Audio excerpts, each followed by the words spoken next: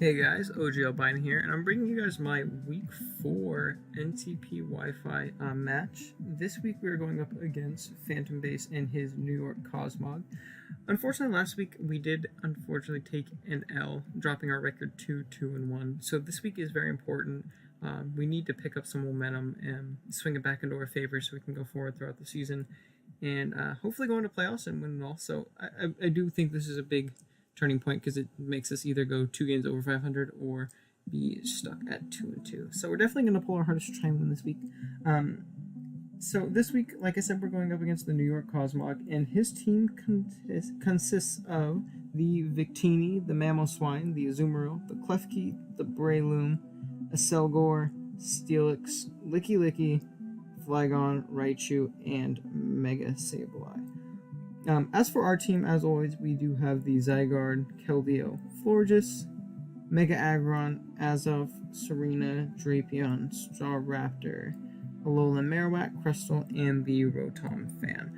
So, going into this matchup, I really don't like my defense matchup. I think his offense just is super good against me. We don't have many switch-ins for a lot of his threats. One in particular, the Mammal Swine, pretty much OHKOs or 2-hit KOs everything on my team. As you can see, this team I have right now, pretty much everything is OHKO besides maybe 2 members on it. So that's something to definitely keep in mind. My main game plan with the Mammal Swine is to pressure it offensively to where it can't come in, wear it down, or potentially lure it with a set I have later, but we'll get into that when we get there. Some other big threats, the Victini is also another mon that can pretty much 2-hit KO or OHKO everything on my team, whether it be banded, by-4, mixed, specs, something like that. It really does match up super well versus my team. Another mon I kind of just have to, hopefully I can pivot around Victini a little bit more, but it's another mon I really do have to offensively pressure and stuff like that. And then beyond that, the next 2 biggest threats I honestly think are the Azumarill can get pretty scary if it is belly drum and we do let it set up. Not many things on my team do let it set up, but if it does, it can be very scary. And even if it's just banded, if our Aggron gets worn down, we really don't have any switch-ins to that thing either, so we do have to be very careful with that guy. And the Breloom, once our Serena gets worn down, that thing can also kind of just click a dual stab and kill something. Dual stab plus Rock Tomb pretty much handles everything on our squad. So yeah, that's definitely something we got to keep in mind. But with that being said, let's jump into our team. The first member we have is going to be our Alolan Marowak. We're bringing a defensive Alolan Marowak this week, which is pretty cool. Thick club with a rock head ability. Oops. Flare Blitz, Pain Split, Shadow Bone, Will-O-Wisp with the EV spread of 252 HP, 20 attack, 188 defense, 4 Spadef, 44 speed with an Impish Nature. So what this spread allows us to do, it allows us to switch in actually to a Banded Victini. We are never 2-hit KO'd by a Banded Victini if rocks are off the field. And we can Pain Split that damage off potentially on something later, get a big hit because this team really doesn't appreciate switching in. We can also check the Breloom very well, as unless he's carrying Rock Tomb, we pretty much wall its dual stabs, which is very nice. The 44 speed actually allows us to outpace a no-speed Azumarill. I don't think he'll necessarily run just no-speed Azumarill, but I think it's a nice benchmark to hit because we didn't really need any more defense, like optimal-wise. Like, it didn't really help with any rolls or anything like that. Same with attack. So I figured going that amount of speed could be beneficial in case he brought like just a super fat Azumarill in order to take on our Keldeo or something like that. But yeah, that's going to be the Marowak, a very important member this week. And next up, we have our Mega Aggron. This is going to be our main Azumarill check as well as our Stealth Rocker. It is rocking out with the Stealth Rocks, Roar, Heavy Slam, and Earthquake with an EV spread of 252 HP, 4 attack, 108 defense, 132 Spadef, and 12 speed. So just like the Marowak, this is speed creeping a no-speed Azumarill. Just to outpace that, like I said, if in case he wants to go just optimize and go full bulk to take on our Keldeo. The 108 defense with the Impish Nature, along with max HP, actually allows us to allows us to do two things with the Azumarill. One, it allows us to avoid an Oko after rocks from a +6 adamant waterfall. I think that's very beneficial. In case he does do it, it's a good failsafe. I can go in there and I can Heavy Slam. I believe Heavy Slam always kills after he eats his citrus. And if not, and I calc that in game, I can always roar it out as well, which is very nice. The rest was just honestly dumped into Spadef because I didn't really need an attack. And yeah, I just wanted to optimize the bulk if I could. So our third member on the team is going to be our Florges. This is going to be our main Mega Sableye check. We are rocking with the leftovers with the moveset of Wish, Heal Bell, Moonblast, Calm Mind. 252 HP, 196 defense, and 60 speed with a bold nature. The 60 speed allows us to speed creep and adamant Azumarill at max speed. Then we just dump the rest into bulk just to take physical hits a little bit better. Wish, so this floor just honestly just serves as a Mega Sableye check, as well as just a Cleric and a Wish Passer to stuff like our Marowak and our Aggron.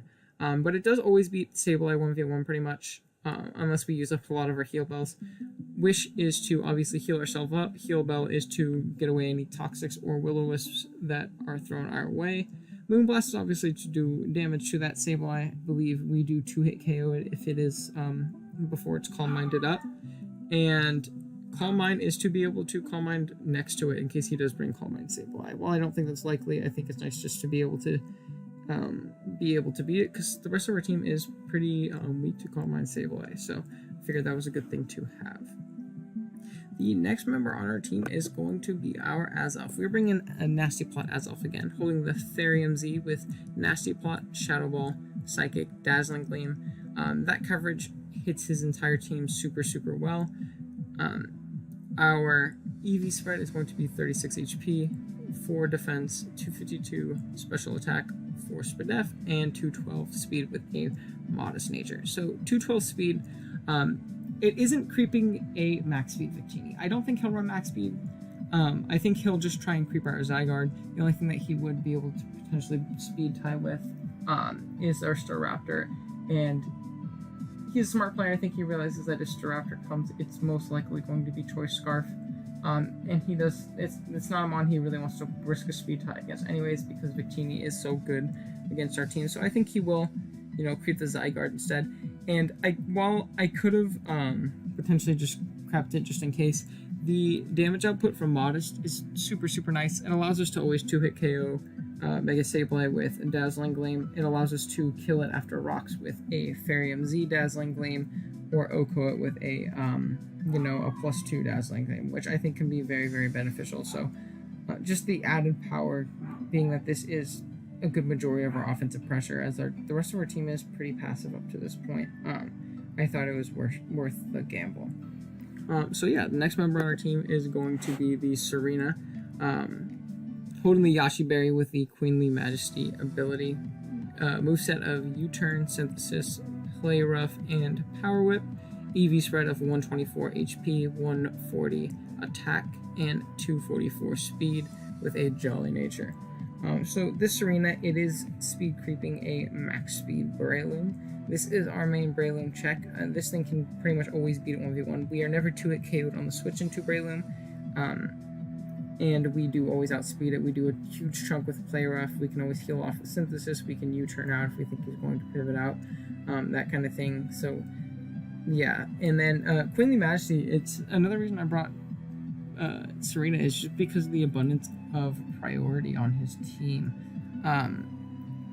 The Ice Shard from the Mamo is obviously a big thing. He can't pick us off with that ever. So if he is running an Adamant Mamo, he will not be able to outspeed us, and he will not be able to pick us off with the Ice Shard. So that's a good thing for us.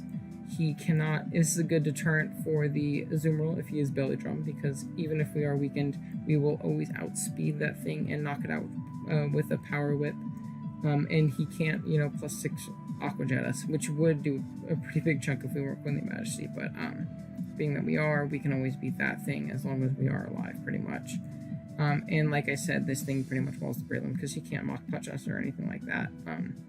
Only way he can potentially beat us if he is like a bulk upset or something like that with Drain Punch. But if he is that, then we have other things that can deal with that set. So, oh yeah, and we're also running the Yachi Berry. The 124 also HP with the Yachi Berry also allows us to live an Adamant Life Orb, Mammal Swine's Icicle Crash, after Stealth Rocks, which is very nice to potentially be able to lure that thing and knock it out with the Power Whip, which we always do. So yeah, going to the last member on the team is going to be our Keldeo. Rocking with the Splash Plate, moveset of Calm Mind, Scald, Icy Wind, and Hidden Power Poison. EV spread, nothing too intricate, just 64 HP, 248 special attack, and 196 speed with a timid nature. We didn't really need Fighting Stab on Keldeo this week. The only thing it really hit was the Mammal Swine, which we're just going to Scald, obviously, anyways. Icy Wind allows us to hit the Flygon, and pretty much always knock it out unless he's running a bunch of bulk, as well as just give me good speed control if I do come in on the Flygon and he wants to switch out, and I can Icy Wind, and then go out into one of my other mons that potentially maybe couldn't have outsped it, but now can, like Serena or something like that, or something like that. The 196 speed is creeping the max speed Victini.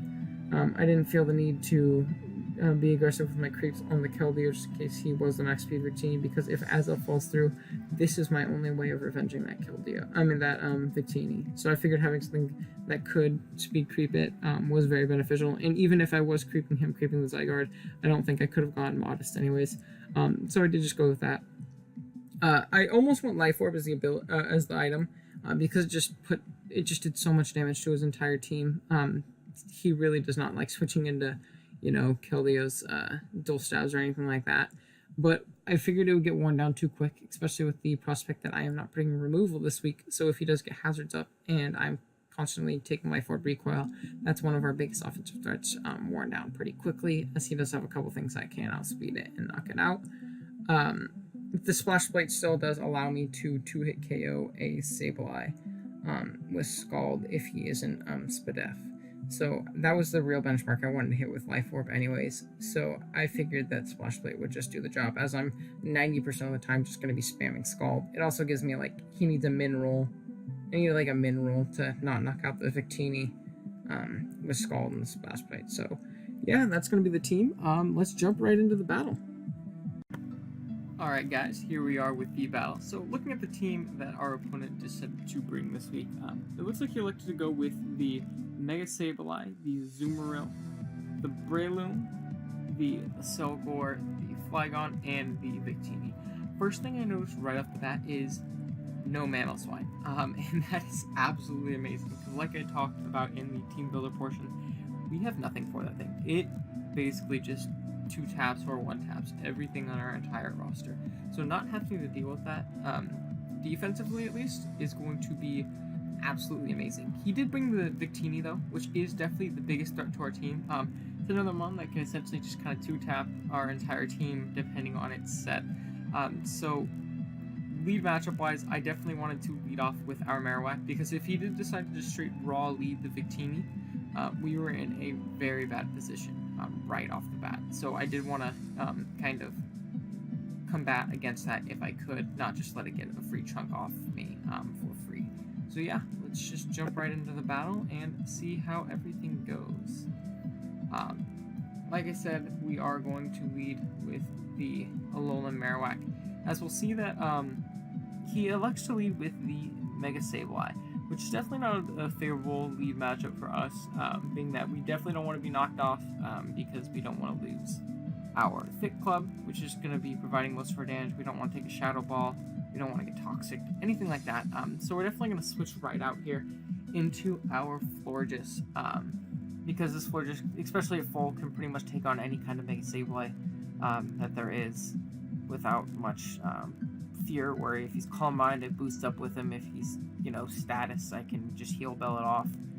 As we'll see that he goes right for the knockoff right here, which is unfortunate that we lose our leftovers, but not the biggest deal, because we still do have that Wish recovery potentially to help us out. So right here we are going to throw off the Wish, as he does switch out into his Victini right here. And this is good because it gives me a chance to scout and see what kind of set this Victini is, because it'll never OHKO us, our Marowak that is, and our Wish will bring us back up to full, essentially. So we are going to switch out of the Florges into our Marowak, as we'll see that he goes for Blue Flare.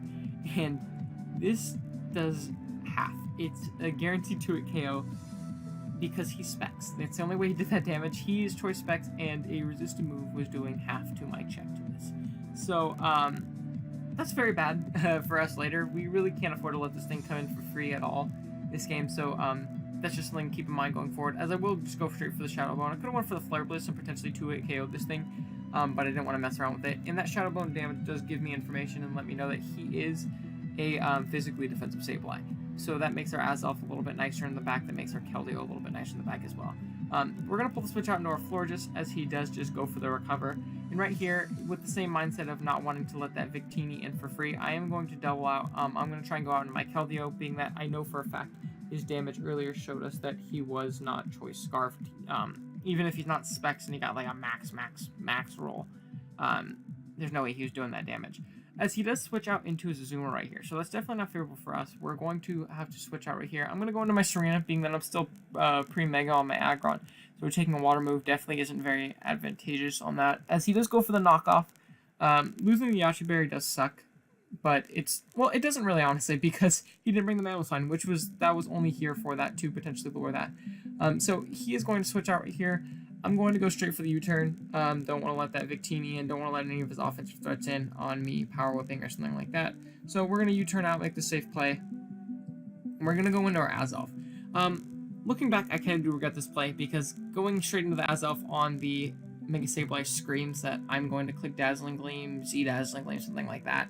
And that is what we do right here, as he does make the smart switch out into his Victini, scouting for that. And we're going to preemptively pop our Z move right here. And you're going to see this really doesn't do a lot to the Victini. Any chip on this thing is nice, but yeah, it's definitely not going to be doing a substantial amount. As you'll see, I believe it does a good 30-ish%. And unfortunately, that is not in range of our Shadow Ball from here, which is definitely unfortunate. We are going to pull the switch out, as he does as well. He's going to double out into his Mega Sableye, as we go out into our, I want to say we go out into our Keldeo right here, because I didn't think he would click the Psychic move against our Azelf, being that we do threaten it with the Shadow Ball or something like that. And we could definitely take a Blue Flare. I just kind of wanted to go for the more middle ground play, because everything got taken to a KO, kind of had to make a read, which is nice, because we force him into the Zoomer right here. We can kind of scout his set right here, and based on that damage, he's like max Spadef, or pretty close to it. We do get the burn, which is amazing, because we can potentially chip this thing down to where Keldeo can come in later, because once this thing's chipped down, Keldeo can honestly just win the game. So that's going to be my main game plan, is trying to whittle this thing down, and the burn definitely helps. As we do switch into our Aggron, because even though we're pre-Mega, I'm not scared of it as much being that it's burnt, as he shows us the refresh. Really cool bring, really annoying bring, but really cool bring. I actually didn't even know Zoomer got refreshed, which is really cool tech. That does make it much harder for our team to wear it down, because now he is going to be getting that lefty recovery back. And right here, I'm going to throw off my Mega as he does switch out. I'm going to make a bit of a questionable play. Looking back, I don't agree with this play on my own end. Either. I'm going to attempt to get at my Stealth Rocks. Stealth Rocks would have been great in this game, just to chip things down with the constant switching that is going on right now, especially with the Victini in the back. But we're going to see right here, his obvious switching is going to be the Mega Sableye. It's physically defensive. It can recover up on us, beat us 1v1 any day of the week. So we are going to have Stealth Rocks on our side due to Magic Bounce, which is unfortunate because we don't have any form of hazard removal whatsoever on the team this week. So those rocks are up to stay, as he does just go for the Nightshade, revealing that is his best way to hit the Aggron, and a good majority of the things on my team. As he's going to switch out, as I am going to throw up a Wish right here on my Florges. So he goes into his Victini, which is another free switch into this thing, which is terrifying. Right here, I'm going to pull another aggressive switch onto my Keldeo, expecting the Blue Flare, because that is the move that he has that will do the most damage, and depending on my set, he probably couldn't have KO'd us with much else. So he is going to go for the U-turn right here, which is totally fine on my end. We do take a tiny bit of chip, and he does get the switch initiative, but we do not lose our Keldeo, which is incredibly important in this game. If we lost it, this game was essentially over, which is very scary. because it is our best way of revenging that Victini. So he's going to go into his Azumarill right here, going to get more lefties recovery. If we still have that burn, that'd be great. But unfortunately we don't, and we're going to pull a switch out into our Aggron right here, as I believe he just goes straight for the Play Rough. And being that he isn't running max attack, he probably isn't adamant, not a boosting item, you're going to see this Play Rough do negative damage, essentially. He does get the attack drop, but not too big of a deal, because as you'll be able to see in a second, we are going to pull the double. So he's going to switch out, I believe, into his Mega Sableye, and anticipating that myself, I am going to switch out into, I believe, my Azelf. So that puts us in a good position. We're going to pretty much be able to force this thing out, and scare it out with the Dazzling Gleam or something like that, because it doesn't want to take that chip, can't beat us 1v1, can't ever, OHKO us. As right here, I am going to go for the Nasty Plot. Looking back, this is another play I should have just attacked, because the Victini was most likely in range of Dazzling Gleam into Shadow Ball. So if we would have done that, we would have still knocked out the Victini, as he does switch out into his Selgor. And this thing definitely outspeeds me, and it definitely knocks me out with Bug Buzz. So right here, we're going to be forced to switch, and we're going to go into our Marowak right here. I could have gone into my Aggron, but he could have potentially both had the Focus Blast, and once Aggron came in, it didn't do much damage to anything. Marowak, it had to take Rock Chip and stuff like that, but it still threatened something offensively when it came in. So he's going to Bug Buzz and then U-turn, revealing he is not Choice Lock, so he's not Specs. Damage showed that too, but yeah, he's not locked into anything, so he is going to just U-turn on out of there and go into his Azumarill, as we do just throw off Flare Blitz. Even though this is a resisted hit, it's going to do a big chunk to this thing. A good 30-ish% right there, because he is most likely just max HP with a lot of Spadef. So, next play right here, this is a big play. Oh, I should have paused it. So, I believe I conditioned him pretty well into thinking, okay, he's going to switch out on my Azumarill, as I should, because I'm in a Alolan Marowak. I don't want to get knocked off, I don't want to get Waterfall, Aqua Jet, and anything like that. But at this point, I was so far in the back, I needed to find a way to break down this Azumarill, and I thought this was the best opportunity, being that he most likely will go for the Play Rough, trying to catch my Serena switch in to potentially knock me out after Rocks, depending on his set, and stuff like that. So I am going to stay in right here, and I'm actually going to go for the Shadow Bone. And as you saw right there, because I didn't pause it in time, he does go for the Play Rough, so we get the play right, and we're gonna get off a big Shadow Bone and knock this thing pretty low, down into the red actually, which is amazing, because now he's for sure in range of our Keldeo's Hidden Power Poison, as long as we don't let him get too much lefties recovery. Right here I am going to switch out, because I can potentially use this as a sack later or something like that. Just having enough sacks for stuff like that Victini is going to be very nice in this game, I think. And I'm going to go into my Serena, because he doesn't know it, but I am out of range for Play Rough, unless he's running a lot more attack than I thought, and I've been calcing wrong the entire game. So right here, we do live that knockoff comfortably, as he's going to withdraw his Azumarill and go right into his Victini. So we're going to synthesis up, because I do want to keep this thing healthy, just to trick that Breloom in the back, which is still at full health, and is very, can be very scary for us, not just this Victini. So we're going to pull a switch out. I'm going to just sack my Florges, being that it is pretty much useless at this point. After Rocks, it's going to be in range of almost every attack on his team, and I definitely can't wish up anything, because I'm not carrying Protect. So I'm going to sack this thing off in order to get a free switch into my Keldeo. Getting this free switch into my Keldeo is amazing, because now he's definitely in range of a 2-hit KO with his Azumarill, so we can't switch in there, and we can basically claim a KO right here. He's going to switch out, being that Victini is still very, very good against me, and go into his Breloom right here.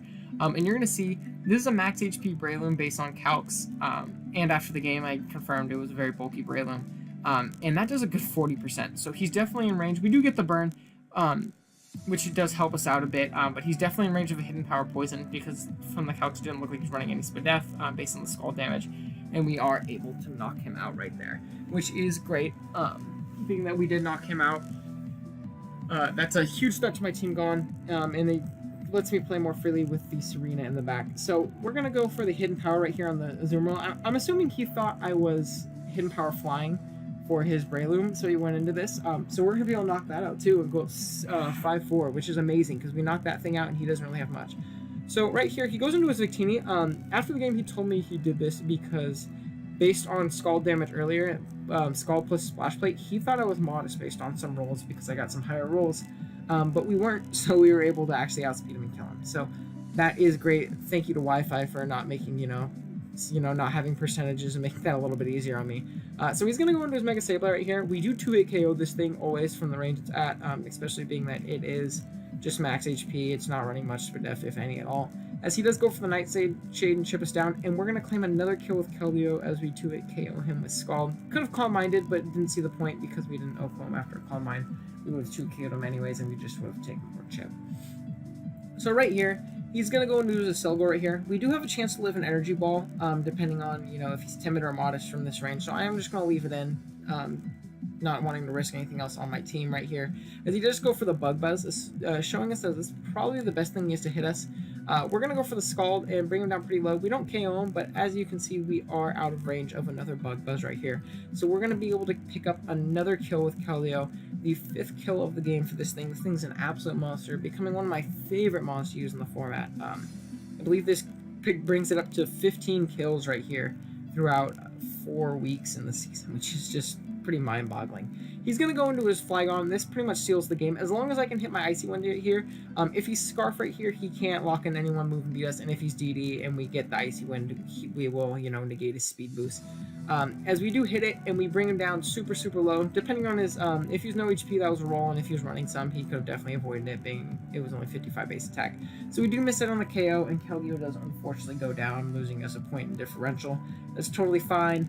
Like I said, 15 kills through 4 weeks. I could not be more ecstatic about its performance so far. So right here, we're just going to go into our Azelf, and we're going to secure the win.